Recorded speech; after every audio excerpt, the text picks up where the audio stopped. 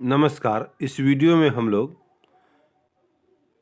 कदीम हिंदुस्तान में गणित शास्त्र, जो एक महत्वपूर्ण टॉपिक है डिस्कवरी ऑफ इंडिया का, जिसके लेखक जवाहरलाल नेहरू हैं, का अध्ययन करेंगे।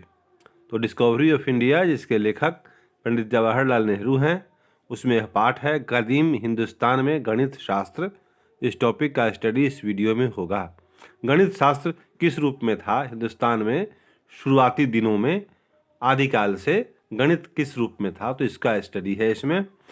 चूंकि कदीम हिंदुस्तान, पुराना हिंदुस्तान, ऊंचे दिमाग वाले और सूक्ष्म बातों पर सोच विचार करने वाले लोग थे, इसलिए हमें उम्मीद ही करनी चाहिए कि वह गणित शास्त्र में बढ़े चढ़े रहे होंगे। यूरोप ने शुरू में अंक गणित और बीज गणित अरबों से सीखा। इसी से उन्होंने संख्याओं को अरबी संख्याओं का नाम दिया, लेकिन अरबों ने खुद उन्हें पहले हिंदुस्तान से सीखा था। हिंदुस्तानियों ने गणित में जो अचरज भरी तरक्की की थी, उसे अब लोग अच्छी तरह से जानते हैं, और यह माना जाता है कि अंक गणित और बीज गणित की बुनियाद बहुत पहले से ही हिंदुस्तान में पड़ी थी। एक गिनती के चौखटे की मदद से गिनने के भद्दे तरीके और रोमन और इसी तरह की संख्याओं के इस्तेमाल ने बहुत दिनों तक तरक्की को रोक रखा था, जबकि शून्यांक मिलाकर 10 हिंदुस्तानी अंकों ने इंसान के दिमाग को इन बंधनों से आज़ाद कर दिया और अंकों के स्वभाव पर बहुत रोशनी डाली। यह अंकों के चिन्ह और मुल्कों में इस्तेमाल किए जाने वाले चिन्हों से बिल्कुल जुदा थे। आज वह इतने आम हैं कि हम उन्हें मान बैठे हैं, लेकिन उनमें क्रांतिकारी तरक्की के बीज थे। हिंदुस्तान से बगदाद होते हुए पश्चिमी दुनिया में पहुंचने में इन्हें सदियां लग गईं। 150 साल हुए। नेपोलियन के ज़माने में लाप्लास ने लिखा था, यह हिंदुस्तान है जिसने हमें सभी संख्याओं को 10 चिन्हों के जरिए प्रकट करने का युक्तिपूर्ण तरीका बताया, जिससे कि हर एक चिन्ह का एक अपना मूल्य है और एक उसके स्थान की वजह से मिला हुआ मूल्य है। यह एक गहरा और अहम ख्याल है, जो कि अब हमें इतना सीधा साधा जान पड़ता है कि हम उसका सही खूबियों को भूल जाते हैं।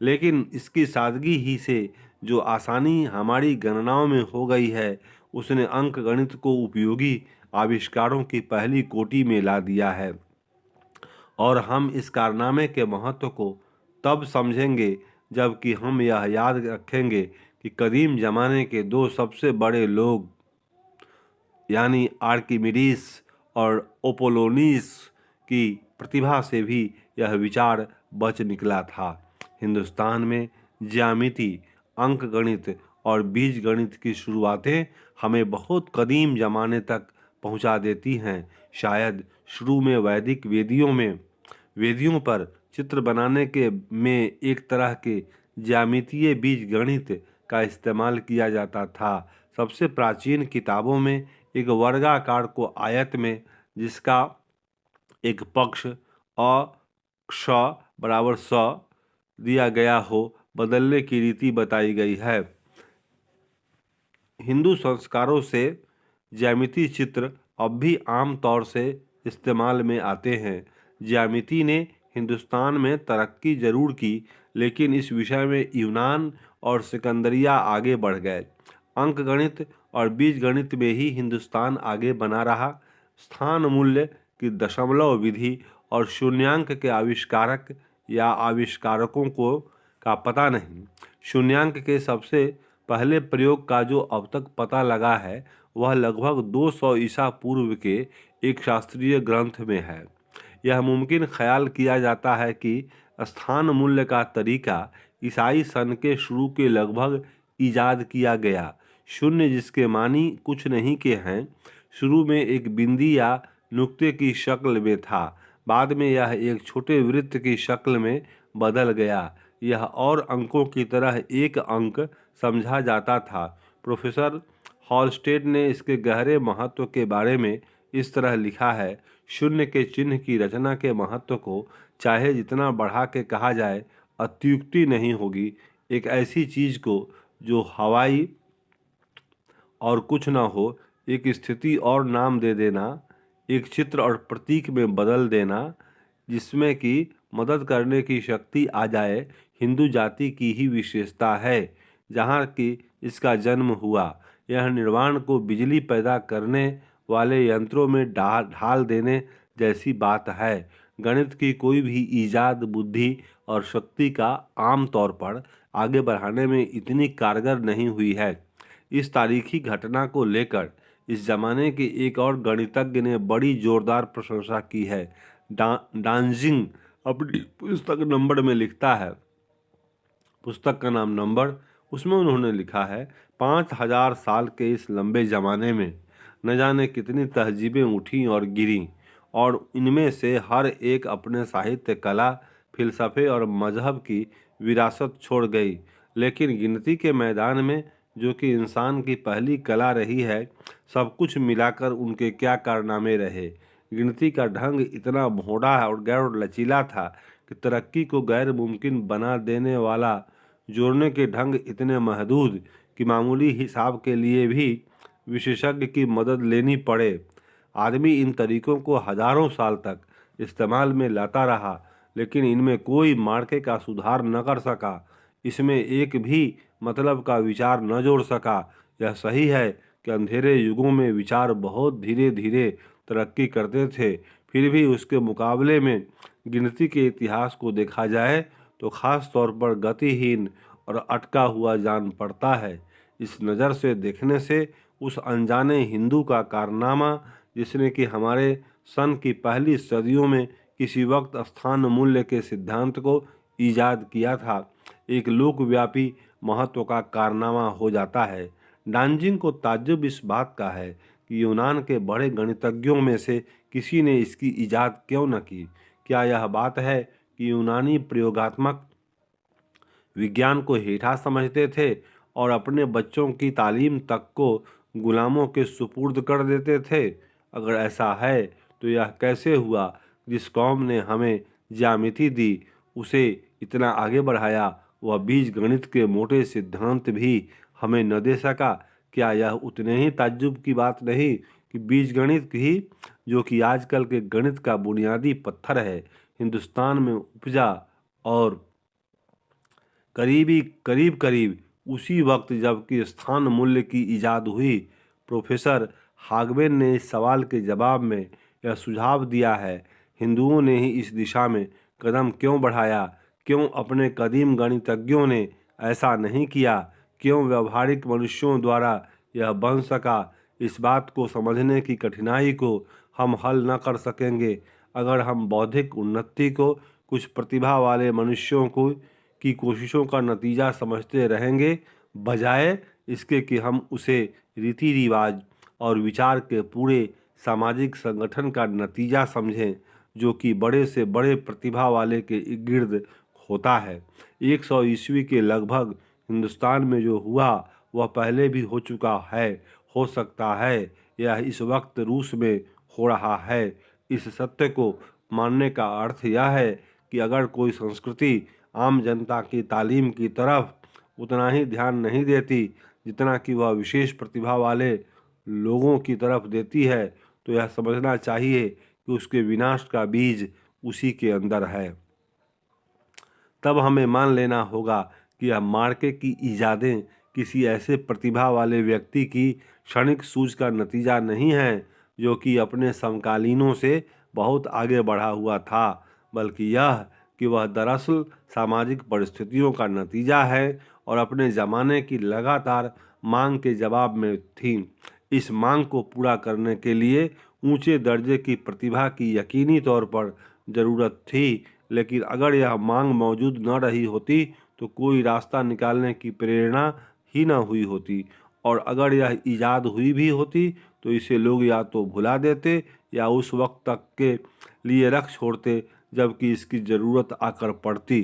संस्कृत के शुरू के गणित संबंधी ग्रंथों से यह साफ जाहिर है कि मांग मौजूद थी, क्योंकि इन ग्रंथों में व्यापार के और ऐसे समाजी ताल्लुकों के सवाल बिभाड़े पड़े हैं जिनमें कि टेढ़े मेढ़े जोर लगाने पड़ते थे। कर, उधार और सूद के मसले हैं, साझेदारी के, चीज़ों के अदल बदल और लेन देन के, और सोने की परख और तौल कांटे के मसले भी मिलते हैं। समाज जटिल हो चुका था और सरकारी धंधों में और लंबे रोजगारों में बहुत से लोग लगे हुए थे। हिसाब के सीधे तरीकों के जाने बिना काम चलाना गैर मुमकिन था। शून्यांक और स्थान मूल्य वाली दशमलव विधि को कबूल कर लेने से हिंदुस्तान में अंक गणित और बीज गणित की तरक्की के दरवाजे तेजी से खुल गए। बटे चालू हुए और बटों की जरब तकसीमें तैराशिक निकला और उसे मुकम्मल बनाया गया। वर्ग और वर्गमूल, उसके साथ साथ वर्गमूल का चिन्ह निकले। घन और घनमूल, ऋण चिन्ह, ज्या की तालिकाएं उपयोग में आईं। पाई का मूल्य 3.1416 ठहराया गया। अनजानी राशियों के लिए बीज गणित में वर्णमाला के अक्षरों का इस्तेमाल हुआ। सामान्य और वर्ग समीकरण का विचार उठा। शून्यांक के गणित की छानबीन हुई। शून्यांक की परिभाषा इस तरह दी गई है: अ माइनस अ बराबर शून्य, अ प्लस शून्य बराबर अ माइनस शून्य बराबर अ गुणा शून्य बराबर शून्य, अ माइनस शून्य बराबर अनगिनत संख्या। ऋण राशियों की कल्पना भी की गई है। इस तरह √4 बराबर ±2। गणित की यह और दूसरी प्रगतियां 5वीं से 12वीं सदी के बीच होने वाले मशहूर अनेक गणितज्ञों की पुस्तकों में दी गई हैं। इससे पहले के भी ग्रंथ हैं। ईसा से कब्ल की 8वीं सदी के लगभग का बौधायन, ईसा के कब्ल की 5वीं सदी के आपस्तंभ और कात्यायन, जिनमें ज्यामिति के प्रश्नों, खासतौर पर त्रिभुज, आयत और वर्ग के सवालों को बताया गया है। लेकिन बीज गणित पर जो सबसे पुरानी पुस्तक मिलती है वह ज्योतिषी आर्यभट्ट की है, जिसका जन्म 476 ईस्वी में हुआ था। ज्योतिष और गणित पर उसने अपनी किताब जब लिखी तब उसकी उम्र सिर्फ 23 साल की थी। आर्यभट्ट ने, जिसे कि कभी कभी बीज गणित का ईजाद करने वाला बताया जाता है, अपने से पहले के लेखकों से कम कुछ अंशों में मदद ली होगी। हिंदुस्तानी गणित शास्त्र में दूसरा बड़ा नाम जो आता है वह भास्कर प्रथम का, और उसके बाद ब्रह्मगुप्त हुआ, और वह भी एक ज्योतिषी था। उसने शून्यांक के नियमों का बयान किया और इस विद्या में भी तरक्की की। इसके बाद लगातार कई गणितज्ञ हुए हैं जिन्होंने कि अंक गणित और बीज गणित पर पुस्तकें लिखी हैं। आखिरी बड़ा नाम भास्कर द्वितीय का है, जिसका जन्म 1114 ईस्वी में हुआ था। उसने ज्योतिष, बीज गणित और अंक गणित, इन पर 3 पुस्तकें लिखी हैं। उसकी गणित की पुस्तक का नाम लीलावती है, जो कि गणित की किताब के लिए कुछ अनूठा नाम है, क्योंकि यह एक औरत का नाम है। इस किताब में एक लड़की के बार बार हवाले आते हैं, जिसे कि हे लीलावती करके पुकारा गया है। उसके बाद किसी दिए गए सवाल को समझाया गया है। यह ख्याल किया जाता है, अगरचे इसका सबूत नहीं है, लीलावती भास्कर की बेटी थी। किताब की शैली साफ और सादी है और ऐसी है कि उसे छोटी उम्र के लोग समझ सकें। यह किताब संस्कृत स्कूलों में कुछ हद तक अपनी शैली के कारण अब भी इस्तेमाल आती है। गणित शास्त्र पर किताबें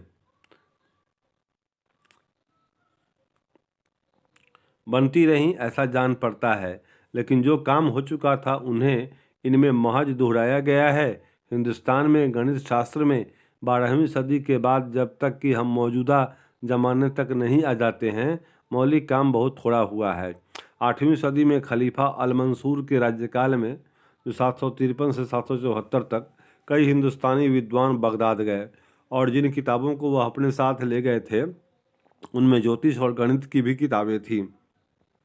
शायद इससे पहले भी हिंदुस्तानी गिनती के अंक बगदाद पहुंच चुके थे, लेकिन यह पहला नियमित संपर्क था और आर्यभट्ट की और दूसरी किताबों के अरबी तर्जुमे हुए। उन्होंने अरबी दुनिया में गणित और ज्योतिष की तरक्की पर असर डाला और वहाँ हिंदुस्तानी अंक राइज हुए। बगदाद उस जमाने में इल्म का एक बड़ा मरकज था और यूनानी और यहूदी आलिम वहाँ जमा हुए थे और इन लोगों के साथ साथ यूनानी फ़िलसफ़ा, ज्यामिति और विज्ञान वहाँ पहुँचे थे। बगदाद का सांस्कृतिक असर मध्य एशिया से लेकर स्पेन तक सारी इस्लामी दुनिया में पहुँचा था और इस तमाम खित्ते में अरबी तर्जुमों के जरिए हिंदुस्तानी गणित शास्त्र का ज्ञान फैल गया था। और अब इन अंकों को हिंदसा कहते थे और अंकों के लिए अरबी लफ्ज़ हिंदसा ही है, जिसके मायने हैं हिंद से आया हुआ। अरबी दुनिया से यह नई गणित शायद स्पेन के मूरों के विद्यालयों के जरिए यूरोपीय मुल्कों में पहुंची और यूरोपीय गणित शास्त्र की इससे बुनियाद पड़ी। यूरोप में इन नए हिंदसों का विरोध हुआ। वह काफिरों के निशान समझे जाते थे और उनके आम तौर पर इस्तेमाल पर आने में कई सौ साल लग गए। सबसे पहला इस्तेमाल जो हुआ वह सिसिली के एक सिक्के में 1134 ईस्वी में हुआ। इंग्लिस्तान में इसका पहला इस्तेमाल 1490 में हुआ। यह साफ मालूम पड़ता है कि हिंदुस्तानी गणित की जानकारी और ख़ास तौर पर अंकों के स्थान मूल्य की पद्धति की जानकारी पश्चिमी एशिया में बगदाद में हिंदुस्तानी विद्वानों के जाने से पहले पहुंच चुकी थी। सीरिया के एक विद्वान भिक्षु ने जिसका कि सीरियनों को हिकारत से देखने वाले कुछ यूनानी विद्वानों के गरूर से दिल बहुत दुखी था, उनकी एक शिकायत में कुछ दिलचस्प वाक्य लिखे हैं। उनका नाम सेवेरस सेबोख्त था और वह दजला की कुछ नदी के किनारे एक धर्माश्रम में रहा करता था। उसने 662 ईस्वी में लिखा है और यह जताने की कोशिश की है कि सीरिया के लोग यूनानियों से किसी तरह घटकर नहीं हैं। मिसाल के तौर पर वह हिंदुस्तानियों का हवाला देता है, मैं हिंदुओं के विज्ञान का बयान बिल्कुल न करूँगा, वह सीरियनों जैसे लोग नहीं हैं। ज्योतिष विज्ञान की उनकी सूक्ष्म खोजों को, जो कि यूनानियों और बेबीलोनियाय वालों की खोजों से कहीं बढ़कर है, न बताऊंगा। उनकी गणना का तो बयान ही नहीं हो सकता। मैं सिर्फ यह बताना चाहूँगा कि यह गणना 9 चिन्हों के सहारे की जाती है। अगर यूनानी भाषा बोलने ही की वजह से कोई समझता हो कि यह सारा विज्ञान जान गया है, तो उसे यह बातें भी जाननी चाहिए। तब उन्हें पता चलेगा कि दूसरे लोग भी हैं जो कुछ जानते हैं। हिंदुस्तान के गणित का जिक्र करते हुए हाल के ज़माने के एक असाधारण व्यक्ति की बड़वस याद आती है।